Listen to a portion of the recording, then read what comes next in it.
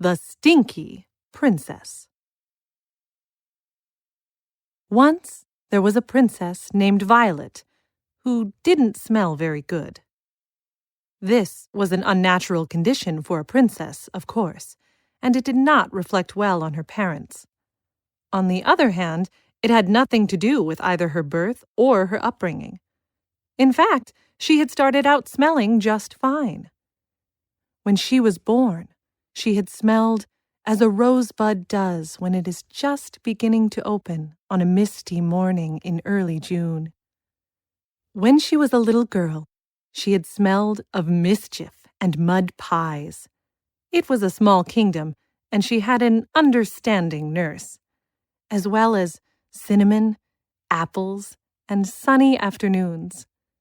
And when she was just becoming a young lady, she smelled of clear mountain streams a moment before the rain comes, of lilacs, and of a small red blossom called dear to my heart that grew on the castle grounds and nowhere else.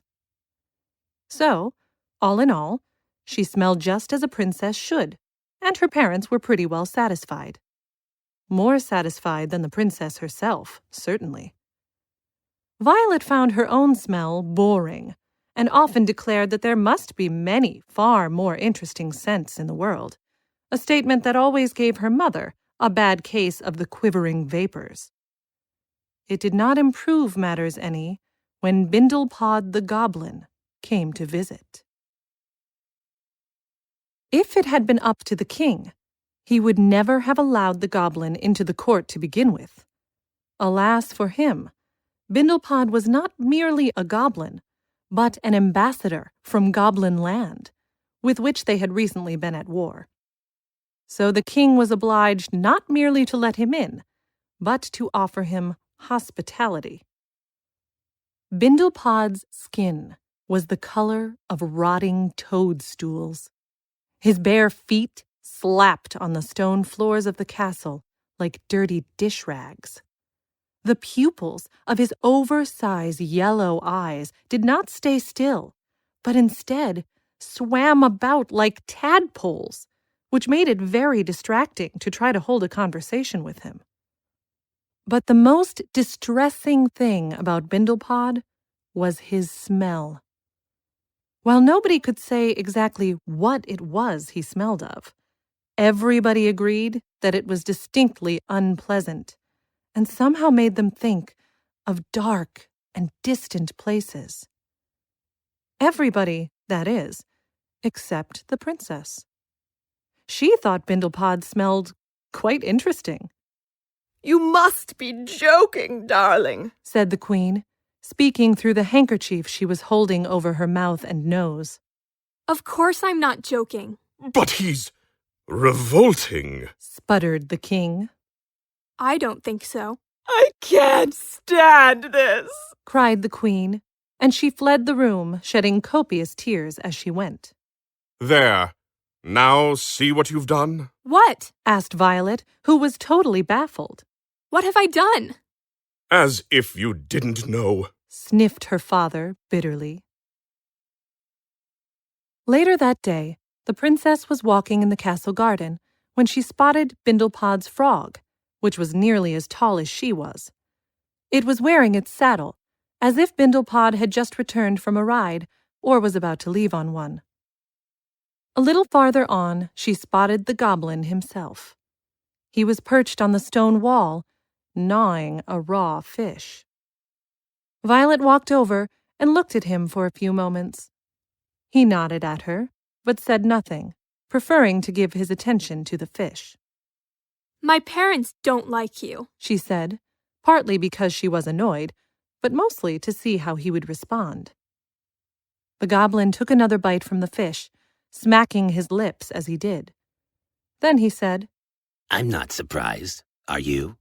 I think they're pains, said the princess, surprising herself with her bitterness. That doesn't surprise me either, said Bindlepod. He cleaned the last of the flesh from the fish's spine, sucked out its eyes, then tossed the skeleton over his shoulder. It landed in the moat with a tiny splash. My parents are not merely pains. said the princess, warming to her topic.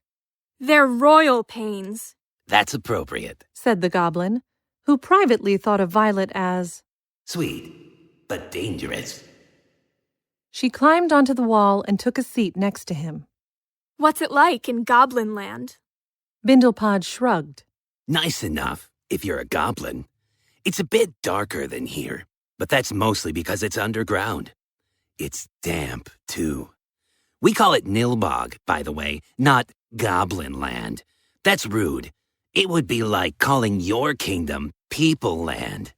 Is Nilbog smelly? Bindlepod closed his eyes and seemed to be remembering something.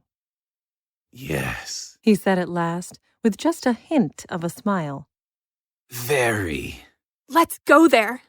You are walking trouble, a danger zone with feet. Does that mean no? It means never in a million years. Snapped Bindlepod. Then he hopped down from the wall, whistled for his frog, and rode away. Every day for the next 2 years, Violet asked Bindlepod to take her to Nilbog, and every day the goblin told her no. This was not because he did not like her. Actually, he had come to find the princess fairly interesting. He had even begun to like her odor, which was not nearly as boring as that of her parents. But, much as Bindlepod liked the princess, he liked his own skin even better. More specifically, he liked his skin exactly where it was, and preferred to keep it there, rather than have it peeled from his bones while he was still living, an event he was fairly sure would occur were he to run off with the king's daughter. At the end of the 2nd year, it was time for Bindlepod to return to his own land. As he saddled his frog to leave, the princess once again asked if he would take her along.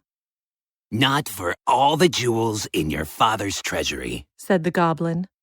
nor all the fish in his moat. He added, hoping to make the point more clearly. Princess Violet wrinkled her nose at him. You're not very nice. I never claimed to be. And you're something of a stinker yourself, when it comes right down to it. Then he went to say goodbye to her parents.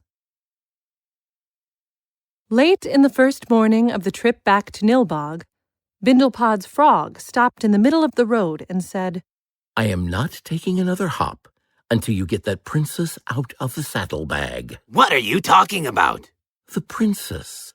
She's in the saddlebag, and I'm getting tired of carrying her. Why didn't you say something before now? asked Bindlepod, torn between exasperation and despair.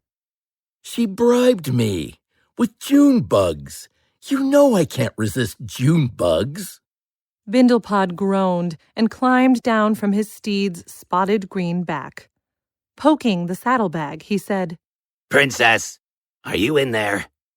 No one answered. Even so, the shape of the saddlebag was distinctly suspicious. So Bindlepod unstrapped it from the frog, loosened the top, and turned it over. Out tumbled the princess. Bindlepod sighed. What are you doing here? Going to Nilbog. Said Princess Violet, picking herself up from the road and brushing the dust from her backside. You most certainly are not.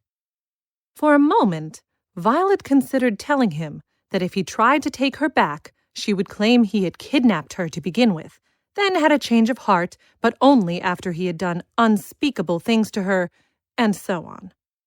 She decided against this tactic, mostly because she had always hated the girls who acted that way in stories. It was a cheap way to get what you wanted. Well, if it's not Nilbog, it will be somewhere else. I'm not going back, and you can't make me. She's got a point. Even if you took her back, they probably wouldn't let her in on account of, well, you know. I know. The smell. This conversation alarmed Violet considerably. Despite her wish to escape from the palace, she had done so assuming that she could return any time she wanted. What are you talking about? The smell. Said Bindlepod again. You've been in my saddlebag for 3 hours already. By now, the smell will have worn deep into your skin.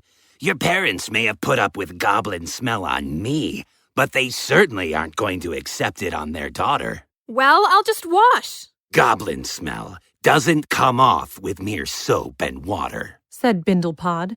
He sounded offended at the thought.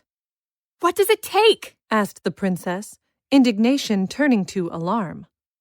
A dip in Fire Lake, if I remember correctly. Good grief! We can't expect her to do that. There's no telling how she might come out. What does that mean? Asked Violet, more alarmed than ever. Never mind. Be quiet. I have to think. Never an easy task for him, put in the frog with a smirk. Shut up. The frog winked one melon-sized eye at Violet, but said nothing more. An hour later, Bindlepod stood, stretched, a movement that created an odd series of pops, clicks, and crackles, and said, We're turning back. Even if the princess's parents don't let her in, we have to let them know what's happened. If we don't, they're going to assume I stole her anyway, and before you know it, we'll be at war all over again. He climbed onto the frog. Come on, princess. Hop up here behind me. And no complaints from you about the extra load, he added, digging his heels into the frog's side to get him moving again. If you'd said something to begin with, we wouldn't be in this mess. They had traveled only about a third of the way back to the castle when they found the king coming in their direction. His brow was dark.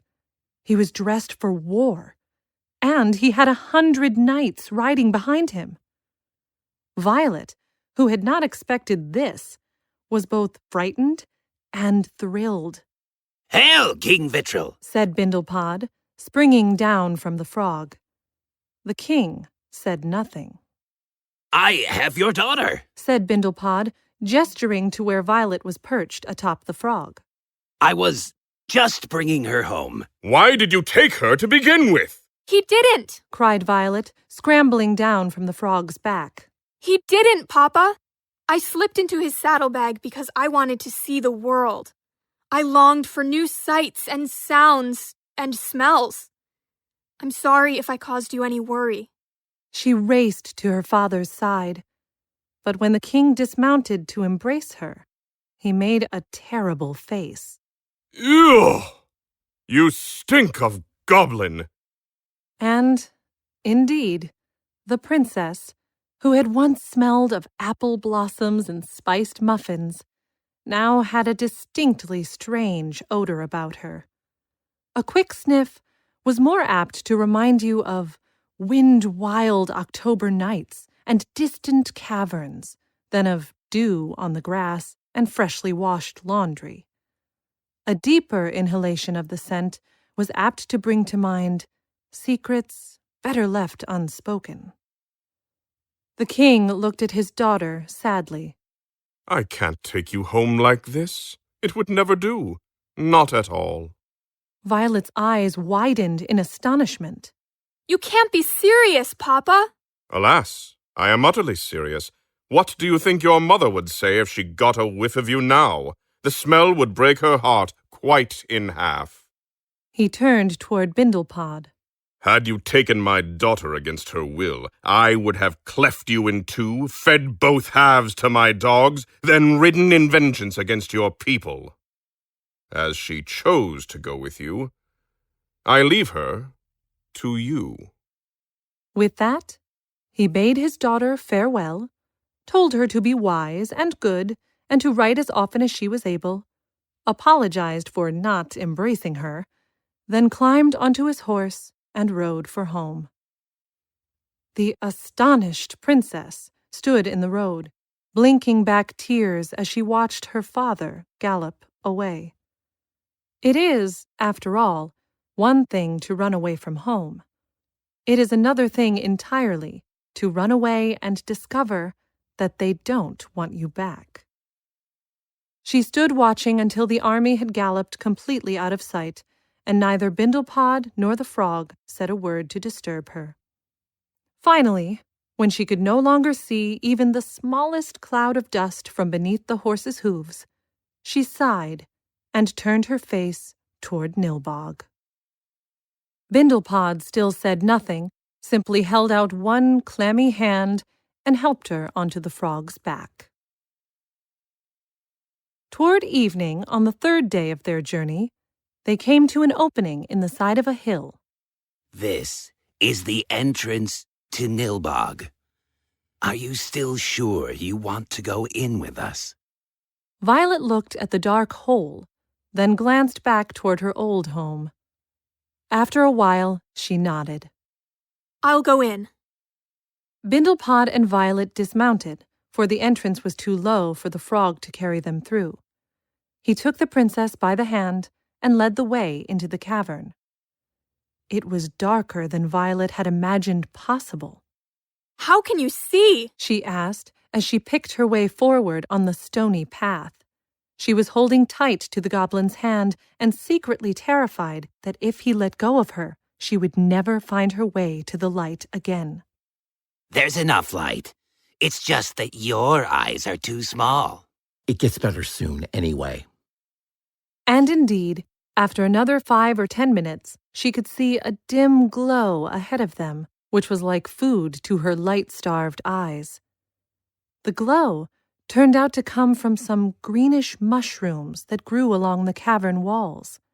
It was sufficiently bright to let her walk with confidence, though not bright enough to cast shadows. Violet noticed that it gave an odd tinge to Bindlepod and his frog. Then she held up her hand and realized that the light made her look strange, too. Narrow stone bridges took them across dark chasms. Winding passages with many tunnels branching to the sides carried them deeper into the earth. And at last they arrived at the entrance to Nilbog, or at least one of the entrances. It was carved in the shape of a great mouth. Within that mouth, barring their path forward, were dozens of spiky stone teeth. An enormously fat creature, who looked something like a goblin, though not entirely, was leaning against one side of the entrance, cleaning his navel with a sharpened bone. When he saw them coming, he opened his yellow eyes a little wider, but made no movement. Bindlepod stopped a respectful distance away. He stuck out his long tongue by way of salute, then said, Greetings, Frelg. I return from the land above. Not alone, I notice, said Frelg, shifting his huge bulk to the side just a bit. Princess Violet wished to see our world, said Bindlepod, not referring to the fact that her father had banned her from returning home. Come here. Not you, princess. Just Vindelpod. The goblin stepped forward. Frelg lurched to his feet, and the princess shuddered to see that he was twice the height of Bindlepod. Bending forward, not easy given his enormous bulk, he began to sniff. Frelg frowned in disgust. Hooey! You stink, Vindelpod. You smell of quiet runes and cracked hearts, tiny lines and tiny places. You smell small and nasty. Hearing this, the princess grew nervous. Does that mean he's not going to let us in? She whispered to the frog in a quivering voice. If I sent you away, then I would have a tiny little mind too, wouldn't I? Asked Frelg, who had heard her in spite of her caution. No surprise, really, given the size of his ears. You may enter, just don't be surprised if people are not particularly happy to smell you. With that, he wobbled his way from in front of the gate and gestured for them to enter. At the same time, the stone teeth slid out of sight, leaving the path clear. With Bindlepod leading the way, they passed through the gate into a long, dark tunnel that led down at a steep angle. After about an hour, the tunnel widened and they came out on a ledge overlooking a stone city. It was lit all about by that same glowing fungus. Bindlepod sighed with pleasure. Home. Not for me, Thought the princess sadly, wondering what was to become of her. They followed the stone path, which was sometimes dry, sometimes slimy, down to the level of the city. When the path widened to become a road, Bindlepod and Violet climbed back onto the frog. As they hopped toward the city, they occasionally saw other travelers, goblins all. Some merely waved. Others, recognizing Bindlepod, greeted him with respectful bows. But all of the travelers, even the goblins who bowed, stayed at the far side of the road, sniffing suspiciously. Their reception at the court of the Goblin King was no more encouraging than Violet's last interview with her father had been. The Goblin King, a huge creature with leering eyes, fantastical warts in several colors, and a tongue as long as his arm, was sympathetic, but disturbed. I am glad to have you back, Bindlepod. And your young lady friend is welcome to stay as well, of course. But really... With that, his voice trailed off and his eyes rolled around as if he were searching for exactly the right word.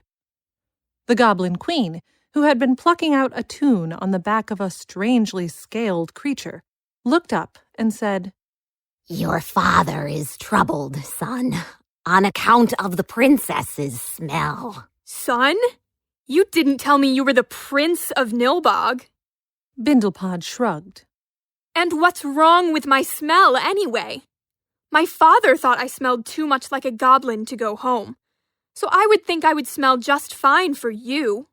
You do smell of goblin, but you also smell of the world above, of something lost and distant that it pains us to remember. We will give you shelter, of course, but I fear my people will not be jolly in your presence. I fear not, said the Queen, striking a particularly melancholy chord on the back of the lizard thing. Time proved the Queen to be correct.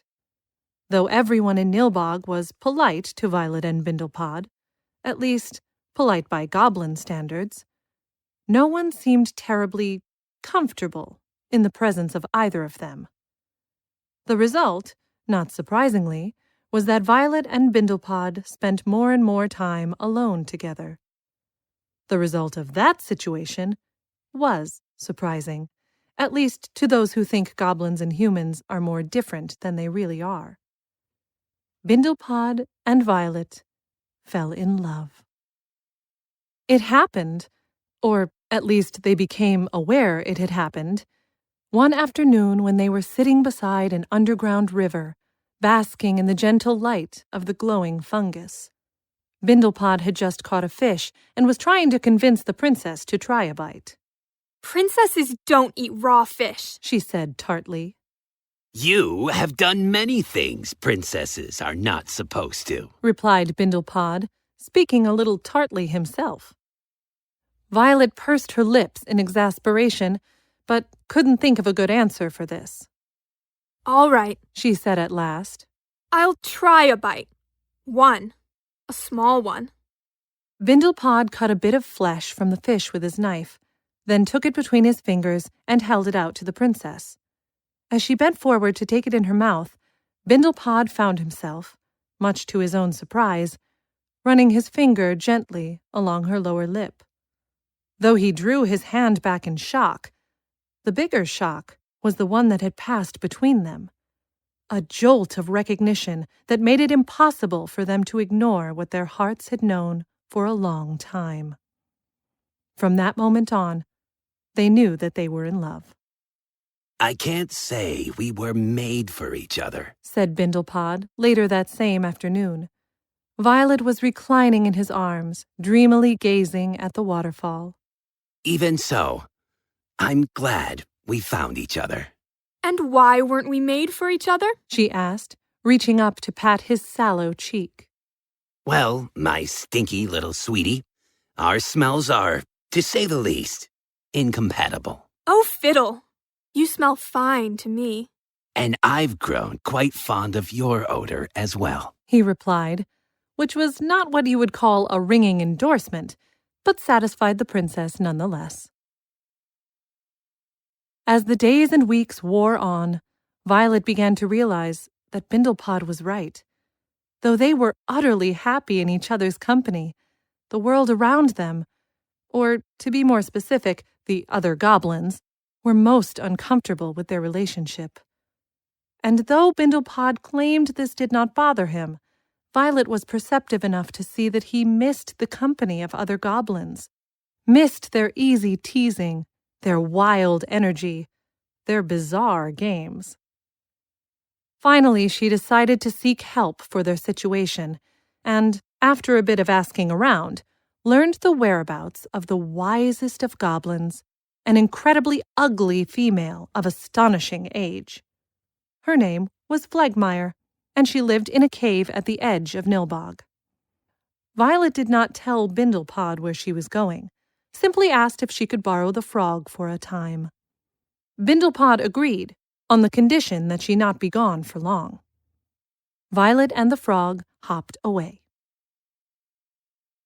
Flegmire's cave was deep and dank and hung about with moss.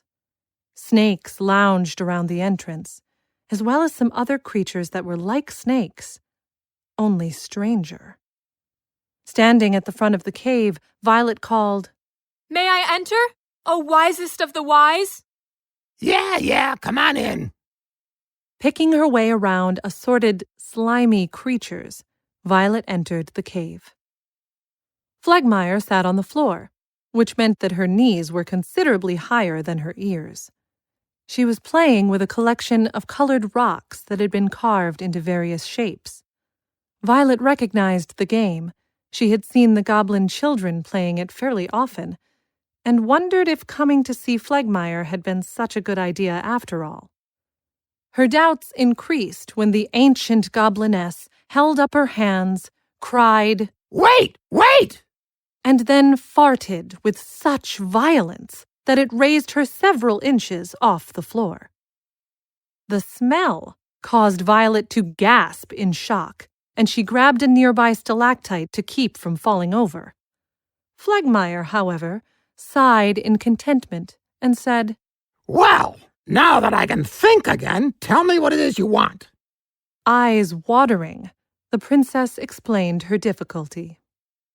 A sad story, but I still do not know what it is you want of me. You are the wisest of your kind. Don't you know anything I could do to rid myself of this smell? Flegmire hooked a curved green fingernail over her enormous lower lip. You can't think of anything yourself? No hints you've had along the way? The princess started to say no, then stopped. She swallowed nervously. Well, Bindlepod's frog did mention something about Fire Lake. Flegmire spread her arms as if the whole thing had been the essence of simplicity. Well, there you go. If you already knew about that, why did you come here to bother me? I've got games to play, you know. But the frog said the lake would change me. There are worse things that can happen. Not changing isn't so good either. But how will it change me? What do I look like? A prophet? You want to get rid of the smell? You go in the lake. How you come out? That's no concern of mine. Well, can you at least tell me how to get there? Flegmire smiled. Sure, that's easy. That night and day being pretty much the same in Nilbog, Violet rose from her bed in the little stone cottage behind the palace grounds that the Goblin King had given her to live in. She put on her riding clothes, then slipped out the door, intending to saddle up the frog and travel to Fire Lake. She hadn't gone more than 10 paces from her door when Bindlepod stepped from behind an enormous mushroom and said, Going somewhere, my darling? Violet jumped and gasped. What are you doing here? Then, Spotting the frog, who was crouched on the far side of the mushroom, she hissed. Blabbermouth. The frog merely shrugged. He does have his loyalties. As do I. If you are going to do this thing, then so am I. You can't! Piffle, there is no point in only one of us taking the risk. If we're going to change, we might as well change together. And nothing the princess could say would dissuade him. So together they rode to Fire Lake, a journey that took them ever deeper into the earth. At the end of the second day, they crossed a field of bubbling hot springs, and the frog narrowly escaped scalding his rear quarters when a geyser erupted behind him. You're going to owe me a lot of June bugs when this is over, he said bitterly. At the end of the third day, the horizon began to glow. Nervously, they climbed to the top of a slippery hill. Ahead lay Fire Lake, its flaming waves lapping idly against its scorched shore. Violet tightened her hand on Bindlepod's arm. I'm frightened. You should be, croaked the frog, who was standing next to them.